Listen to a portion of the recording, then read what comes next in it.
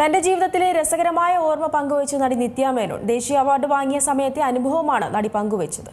മലയാളത്തിലും തമിഴിലും തെലുങ്കിലും നിരവധി ഹിറ്റ് സിനിമകളാണ് നിത്യ മേനോന്റേതായി പുറത്തു വന്നിട്ടുള്ളത്. തിരുച്ചിത്രയമ്പലം എന്ന സിനിമയിലെ അഭിനയത്തിന് മികച്ച നടിക്കുള്ള ദേശീയ പുരസ്കാരം വാങ്ങാൻ പോകുന്നതിന് തലേ ദിവസം മറ്റൊരു സിനിമയുടെ രംഗത്തിനായി ചാണകം കൈകൊണ്ടെടുത്ത അനുഭവമാണ് നടി പങ്കുവെക്കുന്നത്. ഇഡലിക്കട എന്ന ചിത്രത്തിൽ ചാണകവരളി ഉണ്ടാക്കാൻ ഞാൻ പഠിച്ചു. അവർ എന്നോട് അങ്ങനെ ചെയ്യാൻ തയ്യാറാണോ എന്ന് ചോദിച്ചിരുന്നു. ഞാൻ പറഞ്ഞു തീർച്ചയായും ചെയ്യാമെന്ന്. അങ്ങനെ എന്റെ ജീവിതത്തിൽ ആദ്യമായി ചാണകവരളി ഉണ്ടാക്കാനും അവ വെറും കൈയിൽ ഉരുട്ടാനും പഠിച്ചു. ദേശീയ അവാർഡ് വാങ്ങാൻ പോയപ്പോൾ നഖത്തിനടിയിൽ ചാണകത്തിന്റെ അംശമുണ്ടായിരുന്നതായി നടി നർമ്മത്തിൽ ഓർത്തെടുക്കുന്നത്. ധനുഷ് സംവിധാനം ചെയ്ത് നിർമ്മിക്കുന്ന ഒരു ഫാമിലി ഡ്രാമയാണ് ഇഡലിക്കട.